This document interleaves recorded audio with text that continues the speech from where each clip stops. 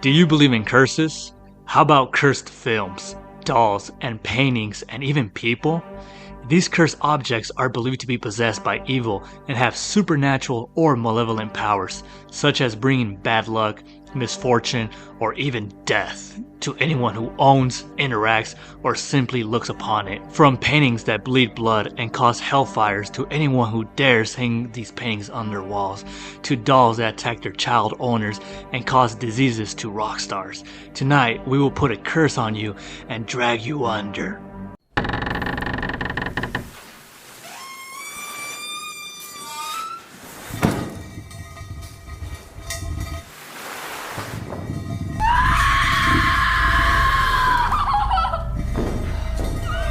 You didn't let me finish my sentence. I said, I'm not gonna hurt you. I'm just gonna bash your brains. I'm gonna bash them right the fuck in. Good evening and welcome to Drag Me Under.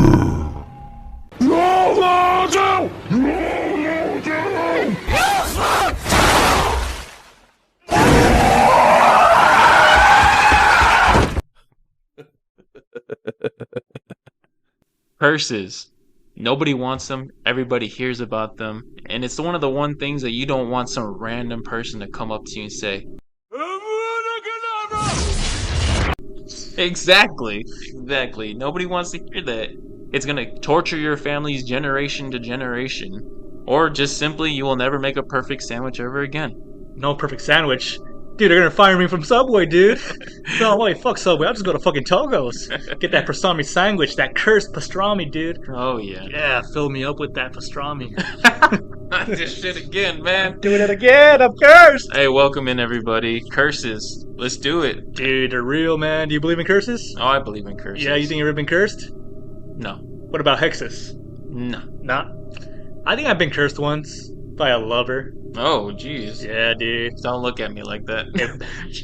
Trust me, dude. That curse burned my pee-pee for a week. Oh, that is a curse. Yeah, Starts dude. with an S, ends with a D. Dude, okay, yeah, we got this two-part series of these cursed objects, dude. Cause they're just so good, man. I could talk for hours. Yeah, we about got these. plenty of stuff. Plenty of stuff. Yeah, dude. Have you heard about these cursed paintings I have for you today? Yeah, which ones? The ones that are marked like $100,000? Yeah, they go on eBay sometimes. Yeah, no, dude. I found these. There's this painting that's been haunting me ever since I heard about it. Since I was like probably like 13 years old, dude. Paintings, huh? Yeah, paintings. I got paintings. I got dolls that even like possess or attack rock stars. That's a fun story. Hell yeah. Yeah, what do you have for us today? Well, I got the set of Exorcist, which we all fucking know that the new one's coming out. Yes, I can. I'm excited for it. So I had a friend of mine that asked if we can talk about it, and we will, because it is crazy.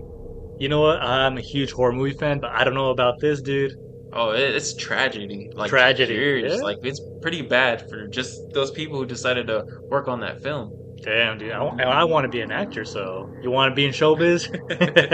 Not only that, we have the world's luckiest, unlucky, cursed person ever. Yeah, I mean, like worse than the last dude I did, Yamaguchi or whatever. Oh, way worse. This Wait. guy's pretty much almost died 7 times. 7 times? What is this guy, a fucking cat? Is he Catwoman? Well, Michelle Pfeiffer? maybe. Who's the other Catwoman? The one with the white. Principal Skinner. No, Princess Diary chick. You ever seen that episode of The Simpsons where fucking Principal Skinner dresses up as Catwoman? Oh my god, no. Yeah, he's wearing Michelle Pfeiffer's costume. It's like, why are you dressed up as Catwoman? They told me this was Batman. Way to trick him. Yeah. Anyways, okay, so cursed people, Some cursed sets. some cursed sets, Some cursed paintings. paintings, dolls. Dolls. Okay, we got a lot of good stuff to talk about. You want me to start things off? Yeah, hit it up. Let's go. Dude, I want to talk about that painting. I tell you that it's been bugging me since I was 16. Okay. So it's like 13 years, man. Okay, you know what? First of all, this painting is called The Anguished Man. You ever heard about it? No. I wonder if you guys have heard about it. Apparently, this painting is super cursed, and I want to show you a picture of it. Oh. Yeah, here it is, dude. Look it up. Oh wow. Isn't that creepy? Yeah. It's just a couple colors, but it looks like this guy is like in Looks- pain. Like seriously, a lot of pain. Looks like a sex doll, right? Kinda, yeah. Yeah, it Or has- the it test has- dummies. Yeah, it has that. Yeah, exactly. A test doll, sex dummy painting. Wide open mouth. It's haunting to me, dude. If you look it up, it's called The Englishman. So, without further ado, let's get down into it. It's perhaps one of the most haunting paintings in the world. The Englishman has accumulated many scary stories, and it's the most disturbing story I ever heard or seen, dudes. So no one knows exactly who painted this piece, but it's known that the artist mixed his blood into the paint, and as soon as he was done painting it, he committed suicide. Wow. Yeah, talk about a grand finale. Yeah, seriously, want to put that mixed blood in there to let us like stained forever. Yeah, just like I feel like it's a curse, dude. Yeah, Yeah, he's haunting it. Yeah. So no one knows who the painter is, but the owner of the painting, his name is Sean Robinson from Cumbria, England. He claims to have inherited this painting from his grandmother, who told him that the artist who created the painting had mixed his own blood into the paint and died by suicide soon after finishing the work. The painting has been characterized as being supposedly haunted. I mean, the painting has blood of the guy who killed himself, for crying out loud. I bet, his spirit jumped into the painting and just living rent free in there. Or the attachment is there. Yeah, it's there all right. Sean Robinson said, "My grandmother has had this painting in her attic for 25 years. She said that it was evil. She told us that she used to see dark figures, especially of a man, around the house at night and hearing these strange noises and even crying." Oh, that's freaky. You don't want to say it. It's in the attic. Come on. Of course, man. So after she died, we got the painting. It's currently in our basement. Shortly after we got the painting, various members of the family started seeing dark figures of a man. At night, we began hearing these noises, and recently we started hearing crying and moaning. Can you imagine, dude, just in your house with, like, you're just hearing your attic. I don't think that's exactly what That's moaning, right? That's type of moaning. I don't think they're describing that Okay, type of moaning. Okay, what kind of moaning? Moan for me. Oh, better. See, I wouldn't be scared, dude, because I'll say it's just a bum. But if I hear, like, dude, there's a fucking pervert in my attic. Attic. And it's not Tuesday, man. He shouldn't be here. Anyways, Sean continues to say, the painting is still in his house. And although he doesn't believe in the supernatural, he is convinced that there is something evil in this painting. The reports of noises and cryings and the dark figure are apparently coming from this painting. Well, obviously, how do you get to that conclusion, right? And I mean, you got this weird ass painting, dude, and you're like, what could it be? So he says the noises get worse and worse, and they've heard crying coming from the corner of their bedroom, even though the painting's not in there.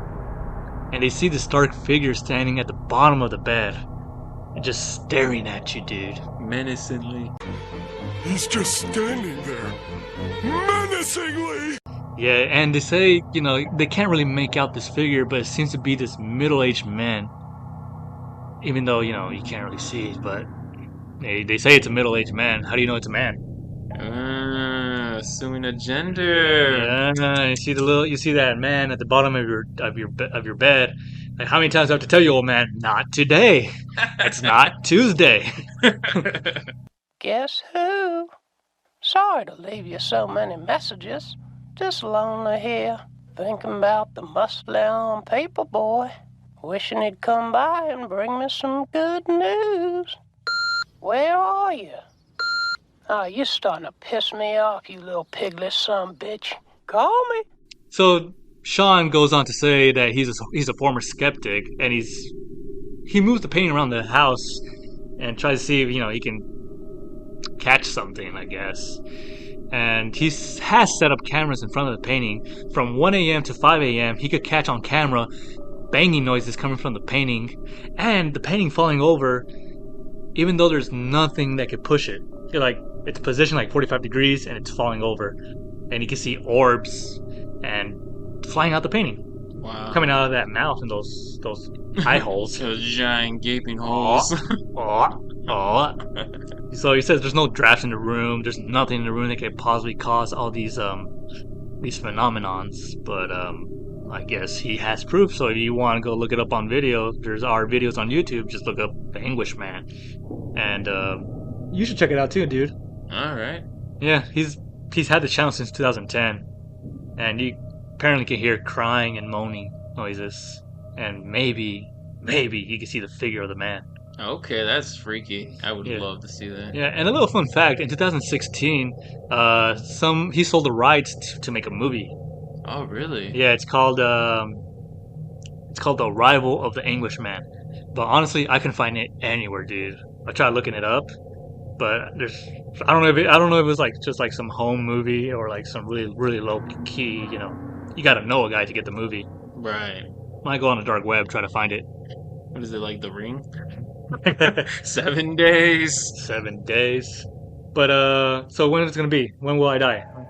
If it's 7 days. Well, apparently the lady had it for 25 years. 25 years. So you'll die in 25 years. 25 years. I'll fall on July 4th, but it's a holiday, so can we push it over?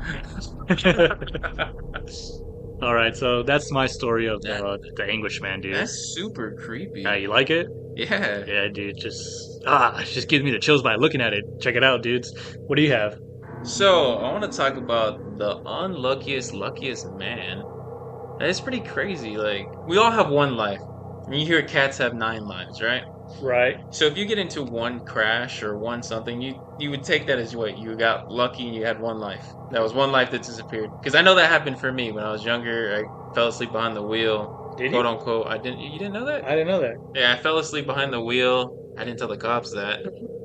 I said it was raining and I freaking slid. Hydroplaning? Yeah, but I slid into the back of a semi-truck Oh, damn. and just totaled my car, but I literally walked out of it Scratch free? scratch-free. Wow. I woke up super sore the next day. Are you okay? Oh, yeah, I'm dead. I'm not here. I knew it. I'm cool. Bum, bum, bum. Dude, this is like a soap opera. Well, anyways, this man went through something like that 7 times. So you got into a car crash 7 times? Not a car crash. Watch. Listen, let me tell you. Okay. I'm gonna start counting.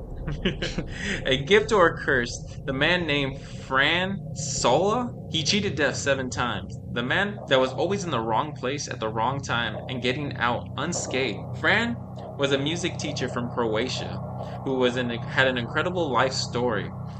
They gave him the nickname the luckiest unlucky man, or I would like to say the cursed man, Yeah, dude. to have ever lived, or maybe the other way around. Just God, kill me already. Yeah, his fate was extraordinary, and the fact that he was married 6 times seems like a footnote in comparison. I think there's a connection there. So every time he's faced one of these tragedies in his lifetime, he looks back at that. I mean, those marriages must have been So not very is he good. saying he died 7 times because he got married? Is he being like, what was that word I'm looking for? I mean, not figurative or literally. No, he literally went to see. Like, okay, let's go through his first brush at death. Ready? Shoot me. So Fran and his first brush at death was in 1957. When he was on a bus, it was swerved off the road into a river. And both Fran and the bus driver managed to get out of the bus to swim to shore. Fran later stated that the bus driver never got behind the wheel without a bottle of alcohol in his system. Smart guy. Oh yeah, great guy. But was an excellent driver nonetheless. The fact that the both of them took a shot of alcohol, then boarded the bus, and then That's how you do it. That's how you're supposed to do it. yeah, I guess he was just living life at this point. So they both took a shot, jumped onto the bus, and the purpose of the trip was they wanted to get a couple more rounds. So they were going like bar crawling, Damn, they're really pre-gaming, huh? but both of them survived the accident with a few minor cuts and bruises. So that was the first time. So basically they were drinking and shit, you know, having a good time. Power of alcohol. And then they jumped off a ridge and then landed in the river and survived Okay. without any like. So, but he survived with someone else. Yeah, survived Okay. with somebody else. Cool. Okay. That's round 1. Round 1. So round two, disaster struck again in 1962. So it's like 5 years later. Right. On a train ride, a boulder fell onto the tracks, causing the train to jump off the rails and crash into an icy river this time. Ooh, ice skating. Fran managed to break out of the compartment window and get out of the coach area, Yeah, the yeah. little bin. Little paddy wagon. Oh, saving the life of a companion, an acquaintance he met on the train. So 2 out of 2, and he always has a +1. Yeah, this time he had a +1 too. Though the townsfolk pulled him out of the river, so I guess they were close to a town, and people ended up seeing the train crash. So Right. So the he just townsfolk rushed. helped them. So I mean, that's grateful enough right there. They went to help, or they went to grave rob. Imagine if it was the other way around. Oh shit! We got one live. So the village came and helped them, and Fran only suffered a broken arm at this time and hypothermia. Oh, just hypothermia. Not much. But 17 other passengers died in that wreck. Damn. That's crazy. Yeah, he survived 2 for 2. hmm Okay. So a year later, in 1963, Fran got on a charter flight to visit his I think mother. this guy should not get on anything. He should just walk everywhere. Right, you would think. You would think. Transportation is not his thing. No, sir. So what did he get on? So he got on a flight to go visit his mother who had fallen ill. The flight was fully booked, but then he explained that he was having a family emergency, so we managed to convince the crew to take him on. So, one, you weren't even supposed to be on this bitch. I mean, how simple were times back then? I gotta get on that plane. Oh, and they let you, right? Yeah. Yeah, you nowadays they're like, sorry, suck it. Oh no, just getting through TSA. Right.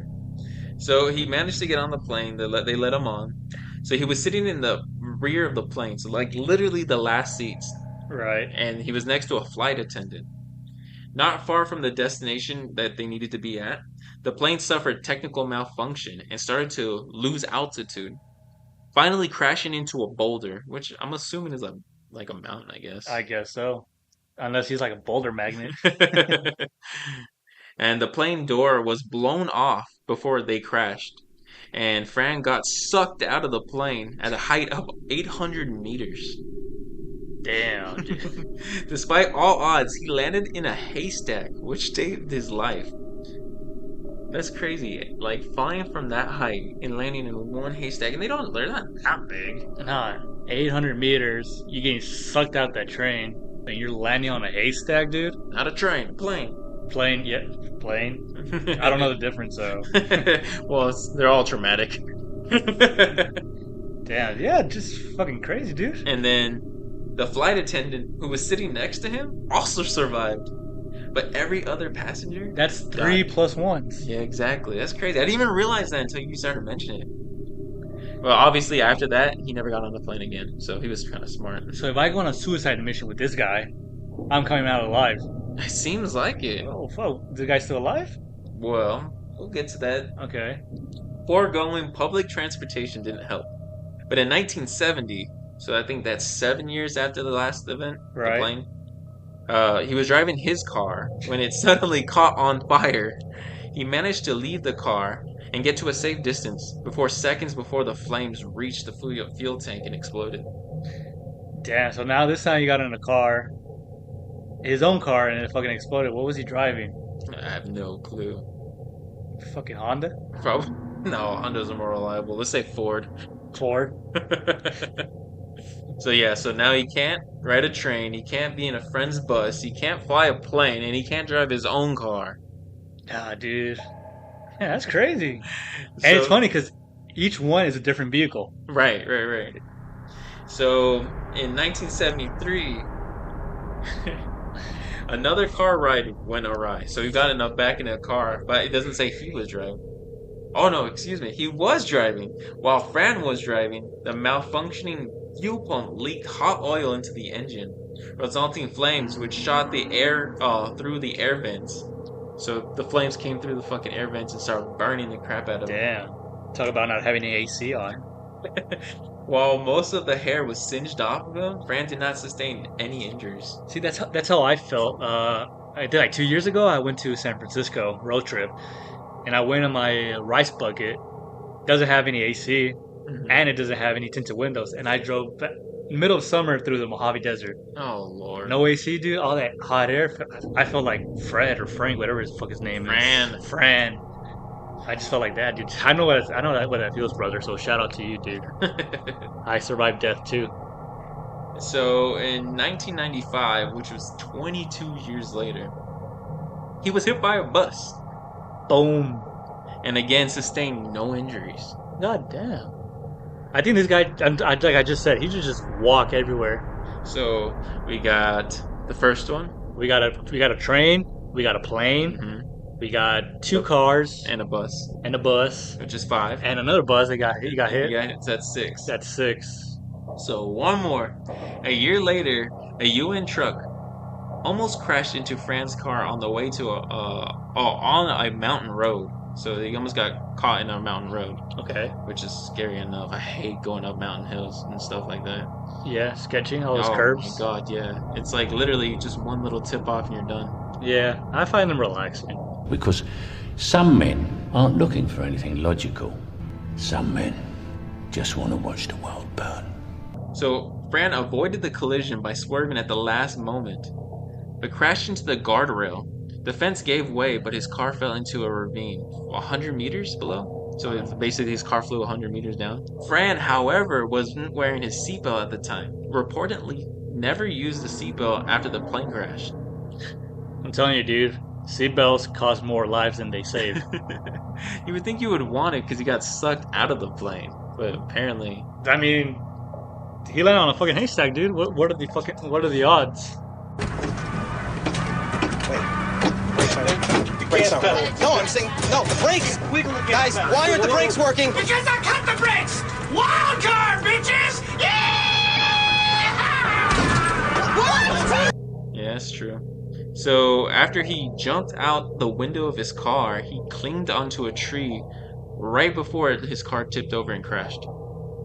So he jumped out the window. Is this guy like Parkat? I guess so. He has these lives, right? Yeah, I mean, is his dad Puss in Boots, dude? There's something? It's crazy. Alright, so that's the 7th one. So here's the lucky part. This was the last near final death that he's experienced in his lifetime, but not the last time he pushed the limits of faith. You see, Fran chanced at playing the lottery after everything he went through. Turns out, fortune really does favor the bold. A few days after turning 73, Fran won 6.5 kun jackpot. 6.5 kun? Yeah, How much is a kun? I have no clue. I didn't look that up. Where's he from? Norwegian or Croatia? 6.5 million kuns? Yeah, kun. Which seems like a lot for us. I mean, sounds like a lot. Let me look it out. Let me look that up real quick. Yeah, for sure. Croatian kuna. Show me the money. 6.5 million? Yeah, 6.5 million. How many zeros is that, dude? 6, 7, 5. 5. Yeah, so 6.500. So that's in US dollars in today's money, $92,000. 6.5 million, right? That's not 92,000. That's 923,000. What's the difference? So he almost won $100,000. More than that, almost $1 million. Math is My not math shit. ain't mathing, dude. Math ain't mathin'. I'm more of a PE lunch, dude. Regardless, he won the lottery, which is crazy after brushing death that many times. He's really been blue balling death, dude. Imagine death's balls with that guy. Tell me he had like a super gruesome death. Actually, no, he didn't. Oh, dude. So he bought a house in a holiday home Okay. and then generously shared the rest of the winnings with his friends and family. But sadly, he passed away in 2016 at the age of 86, just by natural causes. Dude. I think this guy had to deal with the devil or something. That's crazy. So that many, I mean, I can't even imagine. Bus, a train, a plane, his car, another car that he probably was just renting. I mean, they sound like cool deaths. I mean, like near-death experiences. Like that's a good, story to tell at the bar. Because I've had, I want to say 4 near-death experiences. Oh, really? Yeah, and what sucks is that They're all choking hazards. Oh. I can't. I've choked for like 4 times and almost died. Yeah, I feel you on those. Can't eat food normally. Who's talking about food? Oh, No, yeah, but yeah, that's the story of the luckiest unlucky man. Well, I would say yeah. cursed man. Survived death 7 times and then won the lottery. Yeah. Okay, I've survived death 4 times, so I'm gonna choke 3 more times and I'm gonna go get that lotto number. Hope I make it. Oh, I hope you make it too. I'll get half. I heard like right now there's a rumor. Apparently, like one of the jackpot millionaires is a resident from Skid Row. What? It's a rumor. I do not know, but I heard like a Skid Row. Inmate. Is it? No, not an inmate. Isn't that what Skid Row is? No, Skid Row is where all the homeless people live in L.A. Oh, yeah, I know what you're talking about. Yeah, you know what? Yeah. Yeah, apparently like there's like 1 million Powerball tickets sold near Skid Row. Near Skid Row. Ah, can you imagine? Everyone's in the homeless people? From rags to riches, and hopefully not to rags again. Yeah, I feel like they would have a hard time adjusting to it. New tents for everyone. Yeah, see. Okay, dude. Okay. My next story is kind of long, but it's kind of famous. Have you heard about Annabelle doll? Annabelle, yes. Annabelle. Yeah. Who hasn't heard about Annabelle? Yeah, I mean, if you've seen The Conjuring, you know about Annabelle. Yeah. But it's inspired by a true story, believe it or not, and it's kind of interesting. Kind of interesting. The movie kind of really bases off the true events. They don't really go like full Hollywood. They kind of stick to this true story. Mm-hmm. So buckle up and let's find out. Fill me up. Oh, now you're saying it. Just I'm gonna smear your chest with no, the supernatural. no smearing. Okay, so Annabelle the doll. Let's get into it. Since her first supposed haunting in 1970, this allegedly evil doll has been blamed for demonic possession, a slew of violent attacks, and at least 2 near-death experiences. In recent years, the true stories of Annabelle have been inspired a series of horror films, which you might know, obviously. You'd think she looks as scary as the one you see in the movies, right? But nah, dude, not in fact. In fact, she looks nothing like the movies. Have you seen her? Yeah, I've seen the real. Like, it's just it's a basic Raggedy Ann doll. Yeah. Not scary at all. Not like that Victorian porcelain doll. Just a red hair, mopped, triangle nose doll. Mm-hmm. Not so scary, right? But then again, it could be scary the way you look at it. Yeah. So the real Annabelle doll was given to a girl by the name of Donna, who was a student nurse at the time, and the doll was given by her mother, who bought Annabelle from a thrift store. Good idea. Buy a used doll. You don't know where that shit's been. Yeah. Yeah, I'll pass. Yeah, but shit, what you don't know won't kill you, or will it? So Donna was living with her friend Angie at the time. Donna was delighted with her gift at first. The Conjuring doll quickly became a source of great fear for the girls. Annabelle will begin making small movements at the time that you could barely tell. But, things really escalated. For example, ending up on the floor instead of on the chair. Maybe she just fell off, right? You would think so, but soon the movements started to increase and become more and more obvious. For example, she may have ended in the couch instead of Donna's bedroom, or outside of Angie's door immediately after she was returned to Donna's room. So, boom, boom, boom, going all over the house like she fucking lives there. That's crazy. Yeah, their close friend by the name of Lou was very nervous seeing this doll. He believed that just by looking at the doll was evil and possessed. Maybe he had that third eye, or he had the shinning. Yeah. But he didn't really think of nothing about it. Just, move on, nothing to see here. But Don and Angie were really progressive in their views and didn't think that, what is to blame to these movements? They didn't really believe in the paranormal, so logically they couldn't think of anything. Yeah, it must be the wind. Right. Yeah. So Annabelle started to become more and more sinister. The girls started finding notes around their apartments. The strange thing about these notes is that they were written on parchment paper, and neither of the two girls ever had used parchment paper. So they had this paper in their house, and this paper was appearing with notes on them. And the notes said various things, but the most common thing that would be on these notes was "Help Lou" and "Help us." Whoa. Yeah. Who's us? Exactly. That's what I said. Like, who the fuck is us? How many are we in here? Yeah, I've heard about that. There being multiple souls within that doll. Yeah. Multiple demons in one body, or in this case, one doll. Mm-hmm. And then things got even more dark and more sinister. Donna came home one day from work to find a doll in her usual spot in the bed, but this time she had blood on her hands. It seemed like blood, or like some red liquid or whatever it was, but it was coming from the doll itself. The doll was bleeding. Yikes. Yeah, and the girls started freaking out, and they just had to call for help. And they brought in this medium, and the medium sat down with the girls and Annabelle. And the medium was like really hesitant and didn't want to be in the apartment. And she said apparently that the doll was possessed by a young girl around the age of 7 that died in this apartment complex years before. And when the doll came into the apartment, she just took over the spirit took over the doll. So it seems like, oh, it sounds cute, seems nice, right? Yeah, it seems more innocent than innocent, exactly. But things was just getting worse and worse with this haunted doll.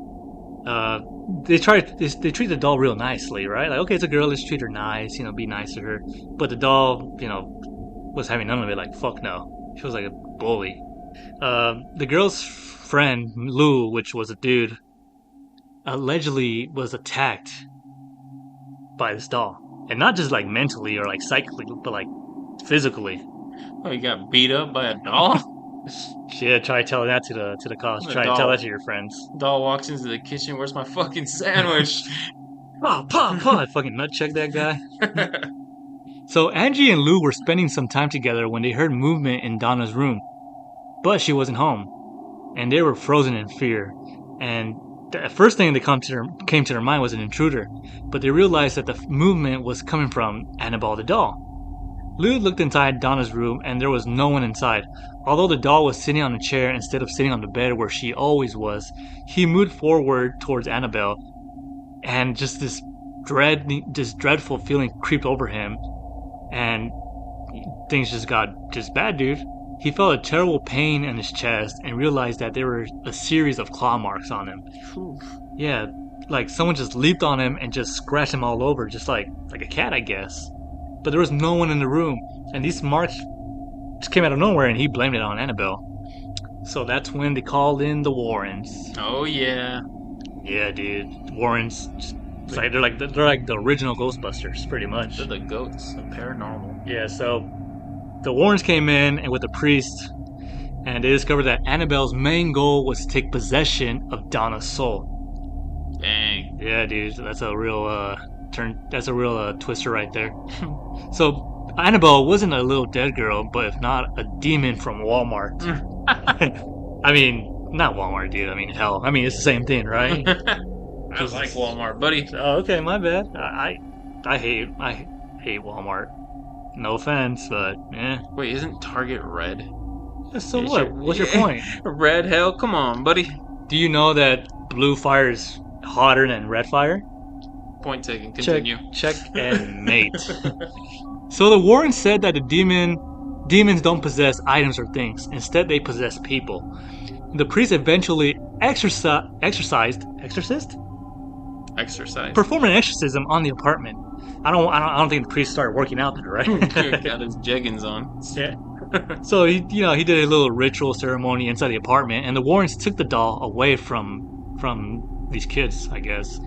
And they both agreed that the best thing to do was to drive Annabelle back to their house, taking the back roads, worried if they took the main roads, that Annabelle will find a way to cause an accident. Whoa. Sure enough, they were plagued with car problems the whole way home. The power steering started to fail, the brakes failed, and the engine kept stalling. The problem ceased for a little while once Ed Warren sprinkled a little bit of holy water on Annabelle.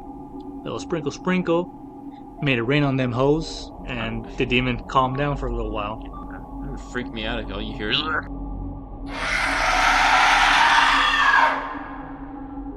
So once home, Ed put the doll on his desk, thinking that it would be safe for a little while, right?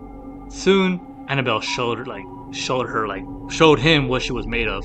Annabelle, supposedly, okay, take this with a grain of salt, was seen rising from the desk.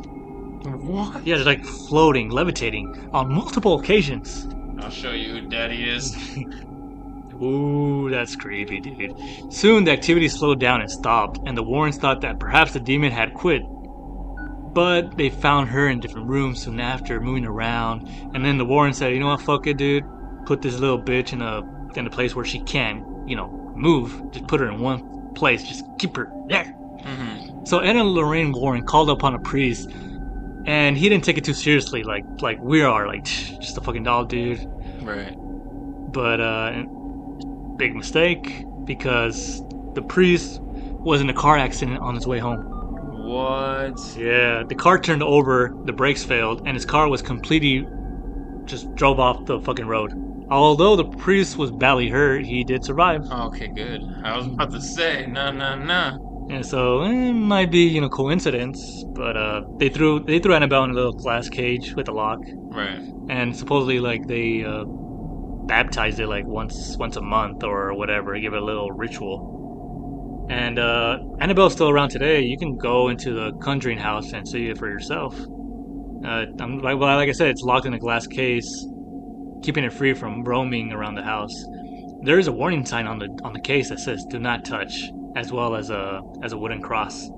Some say that Annabelle's moving around the case, waiting to get free. So, like, supposedly if you look long enough, you can see her, like, little fucking check you out, like, oh, what's up, goodness. bitch? What's up? All you see is a switchblade pop out.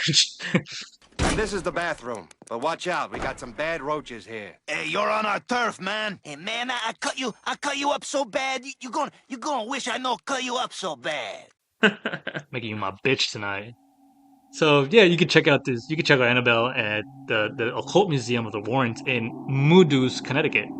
I was supposed to go last year. You know that? No, I did not. I was driving there because I drove past Connecticut on this little road trip, and turns out it was closed under maintenance. Wow. So I could have had Annabelle in my hands. I could have had her right here. Oh yeah, you could have took her and ran. And Lorraine Warren has reportedly claimed that she has heard growling and movement from Annabelle. And not just her, even the visitors. Yeah, heck no. The growling is the one that throws me off. Grr, right back at you, girl. So in the museum, doll has been reported by multiple people of the doll standing, levitating, even bleeding. Wow. Yeah, and some visitors have even claimed being in car accidents after leaving the museum. There's a story, I don't know if it's true or not, but some visitor started making fun of Annabelle at the museum and saying, like, oh, it's stupid, and how can people believe her? Disrespecting it? Yeah, like tapping on the glass and just disrespecting it. But on his way home, he reportedly lost control of his motorcycle and crashed into a tree. He was killed instantly, but his girlfriend barely survived, and that's how this allegedly true story happened. Yeah, got out. But like I said, who can believe it? Yeah, I mean, a lot of things are occurring. Yeah, but it's been known that she'll growl, make laughing noises, and just weird stuff happening around this doll. I believe in the whole doll possession thing. Do you? Yeah, here's a funny story. So I have a cousin. Right. She used to really believe in it because, most Mexican families, they talk about dolls being possessed and stuff. Super superstitious. Well, they told her while she was a very young and impressionable age. And whenever we would go over to her house, she would always be like cutting the hair off the dolls and throwing them across the freaking wall because she's afraid that they're going to come to life. So she wants to torture them before they come after her. Fuck you before you fuck me. Well, apparently, she decided to put her dolls in an Easy Bake Oven. The freaking Easy Bake Oven was melting the dolls, and all you see the thing was, like, pretty much catching on fire. She made a doll cake? Pretty much. Dude, I didn't even think that Easy Bake Ovens got that hot. I didn't even know they worked. I thought it was just like the light bulb. No, it's a light bulb, but it's a really hot one. Oh, wow. Well, I hate dolls ever since I was a kid because my sister had like fucking 20 dolls, and she wouldn't sleep in her room. So she'll sleep with my parents, and she'll leave her bedroom open with all the dolls just like staring outside the door. And I would hate taking a piss in the middle of the night or going for a glass of milk. Right, that's intimidating. Yeah, and supposedly about a year or so ago, Annabelle went missing, and they blame it on satanic cults. But as good as it sounds, it was proven fake. It was debunked. So maintenance. Yeah. You hear a lot about possessed dolls, but you ever hear about possessed sex dolls? No. Like, imagine the souls of its previous owners passing on to being inside of this doll. It wouldn't surprise me because people have married their sex dolls before. That's right, dude. There's a lot of creepy story about dolls, like about this Russian dude who make like these dolls out of dead girls. What? Yeah, dude. It's a long story, but I'll cover it some other day because I guess that's all the time we have today. Yeah, well, this is for part 1, guys. Yeah. Part 1. This is part 1. If you like it, next week we'll come back at you with part 2. You get the second half. Next week we'll cover a doll that attacks superstars, and a doll and a painting that causes fires. And The Exorcist. And The Exorcist. Scene, the set, everything, the tragedy. The cursed film location. Yeah. I'm really interested about that one, dude. So I think you're going to start off with that one next time. Sounds good. All right, my guys. So that's all the time we have today, my children of the grave.